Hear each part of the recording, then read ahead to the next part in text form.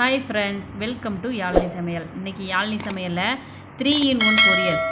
அதை வாழைப்பூ பொரியல்னு சொல்லலாம், முருங்கைக்கீரை பொரியல்னு சொல்லலாம், முருங்கைப்பூ பொரியல்னு சொல்லலாம். அது எப்படி பண்ணுறதுன்னு பார்க்கலாம். அதுக்கு முன்னாடி நம்ம சேனலை ஃபஸ்ட் டைம் பார்க்குறவங்க சப்ஸ்கிரைப் பண்ணிக்கோங்க. கூடவே இருக்க பெல் ஐக்கானை கிளிக் பண்ணி ஆல் செலக்ட் பண்ணுங்கள் ஃப்ரெண்ட்ஸ். வாங்க வீடியோக்குள்ளே போகலாம். வாங்க தேவையான பொருட்கள் பார்த்துடலாம். நான் ஒரு வாழைப்பூ முழு பூவை எடுத்து நல்லா க்ளீன் பண்ணிவிட்டு கட் பண்ணி வச்சுருக்கேன். இந்த பூ ஏன் கருப்பாக இருக்குதுன்னு பார்க்குறீங்களா? நம்ம வீட்டு பாப்பா நேற்றே பூவெல்லாம் உரித்து எடுத்து வச்சுட்டா. அது ஃப்ரிட்ஜுக்குள்ளே வச்சனால அப்படி ஆயிடுச்சு. அப்புறம் என்னடா இவள் வாழைப்பூ பொரியல்னு சொல்லிட்டு முருங்கைக்கீரைலாம் எடுத்து வச்சுருக்கான்னு பார்க்காதீங்க. நாம் இன்றைக்கி 3-in-1 அப்படி எப்படி இந்த பொரியல் எப்படி பண்ணுறதுன்னு பார்க்கலாம். வாழைப்பூவில் விட்டமின் பி அதிகமாக இருக்குது. முருங்கைக்கீரையில் நம்ம முன்னாடியே சொல்லியிருக்கோம், முருங்கைக்கீரையில் அயன் தன்மை நிறையா இருக்குது, அதனால் முடி கண்ணுக்கெலாம் நல்லதுன்னு. இன்றைக்கி இந்த வாழைப்பூ சர்க்கரை நோயாளிகளுக்கு ரொம்பவே சிறந்தது. அதே மாதிரி முருங்கைக்கீரையும் சர்க்கரை நோயாளிகள் நிறைய சாப்பிட்லாம். இந்த முருங்கைக்கீரை இரத்தச்சோகை இருக்கவங்களுக்கு நல்ல ஒரு அருமருந்து.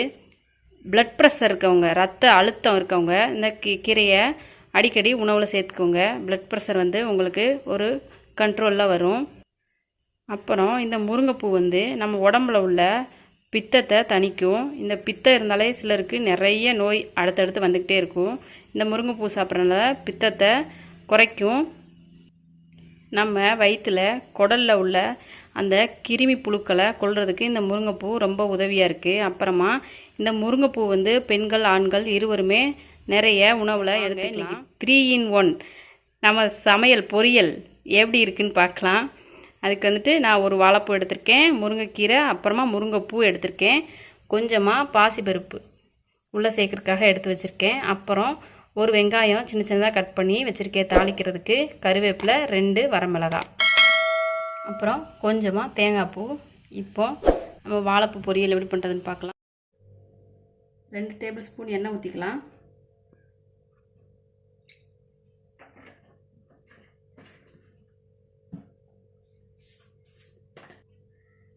இப்போது கடுகு போட்டுக்கலாம். ஒரு 1/2 டீஸ்பூன் போட்டிருக்கேன். கடுகு வெடிக்கட்டும்.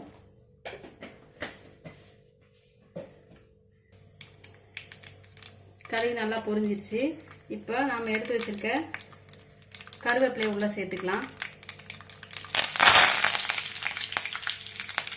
அப்புறமா நம்ம எடுத்து வச்ச இந்த வரமிளகாய் 2 சேர்த்துக்கலாம்.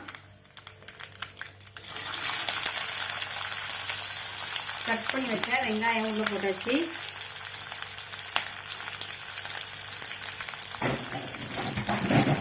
வெங்காயம் கொஞ்சம் வதங்கி வரட்டும்.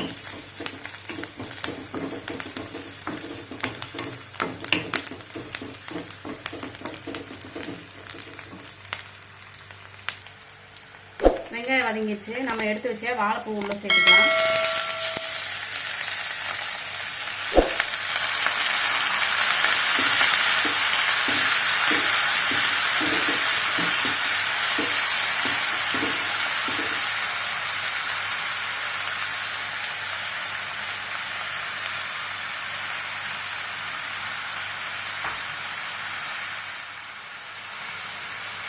இந்த வாழைப்பூ நல்லா வதங்கட்டும். சிலர் இந்த வாழைப்பூவில் இருக்க துவப்பு இல்லாமல் இருக்கணுன்றதுக்காக சிலர் மோர் தண்ணியில் ஊற போடுவாங்க, சிலர் புளிச்ச தண்ணியில் ஊற போடுவாங்க. அப்படிலாம் நம்ம இந்த வாழைப்பூ ஊற போடணும்னு அவசியம் கிடையாது. நம்ம அந்த ஒரு காரணத்துக்காக தான் நம்ம முருங்கை இலையை சேர்த்து நம்ம பொரியல் பண்ண போகிறோம். அந்த முருங்கை இலை சேர்த்து நம்ம பண்ணும்போது இந்த வாழைப்பூவில் உள்ள துவப்பு அந்த முருங்கை இலை எடுத்துரும்.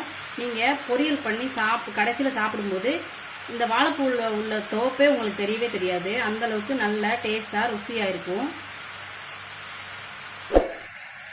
நாம் எடுத்து வச்சுருக்க இந்த பாசிப்பருப்பை அந்த ஊற வச்ச தண்ணியோடு சேர்த்து உள்ளே சேர்த்துக்கலாம்.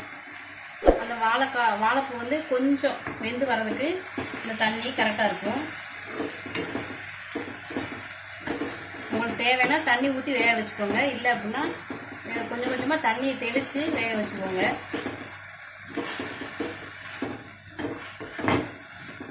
நல்லா ஒரு 2 நிமிஷம் வதங்கட்டும். இப்போது நம்ம வாழைப்பூ ஓரளவுக்கு நல்லா வெந்து வந்துச்சு. இந்த டைமில் நம்ம எடுத்து வச்ச முருங்கைக்கீரையை உள்ளே சேர்த்துக்கலாம். நம்மளுக்கு பார்க்கும்போது நிறைய இருக்க மாதிரி இருக்கும். நம்ம வெந்ததுக்கப்புறம் அது ரொம்ப கொஞ்சமாயிரும்.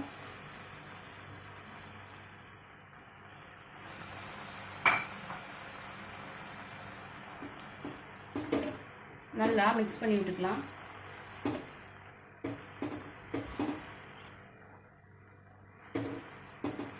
கீரை எப்போவுமே மூடி போட்டு வேக வைக்கக்கூடாது. நம்ம சேனலில் முன்னாடியே ஒரு முருங்கைக்கீரை வீடியோ போட்டிருக்கோம், முருங்கைக்கீரை பொரியல். அதில் பாருங்கள், அதில் சொல்லியிருப்பேன். முருங்கைக்கீரை கீரை எப்பயும் பொரிக்கும் போது எல்லா கீரையுமே கலர் மாறாமல் இருக்கணும். அப்போ தான் அந்த கீரையில் உள்ள சத்துக்கள்லாம் நமக்கு அப்படியே கிடைக்கும். இப்போ ஒரு நிமிஷம் நல்லா வதங்கட்டும்.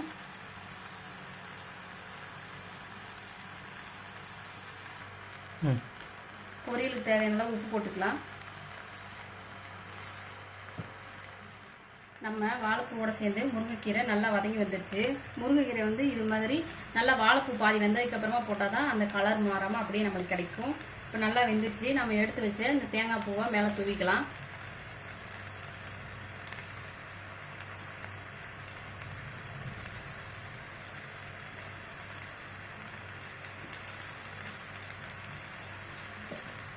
அப்புறமா கொஞ்சம் சின்ன சீரகம் நம்ம லாஸ்ட்டாக சின்ன சீரகத்தை நல்லா கையில் வச்சு நசுக்கிட்டு உள்ளே சேர்த்தோம்னா வாசனையாக இருக்கும். அதோட கீரை சாப்பிட்றதுக்கு நல்லா டேஸ்ட்டாகவும் இருக்கும். இது மாதிரி நல்லா கையை வச்சு தேய்ச்சி விட்டுட்டு நீங்கள் உள்ளே சேர்த்துக்கோங்க.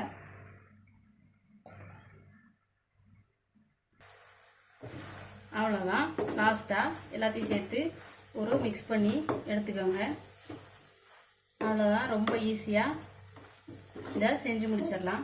இதே மாதிரி நீங்களும் உங்கள் வீட்டில் செஞ்சு பாருங்கள். செஞ்சு பார்த்துட்டு எப்படி இருந்துச்சு அப்படின்னு சொல்லிட்டு நம்ம சேனலோட கமெண்ட் பாக்ஸில் கமெண்ட் பண்ணுங்கள் ஃப்ரெண்ட்ஸ். தேங்க்யூ ஃபார் வாட்சிங்.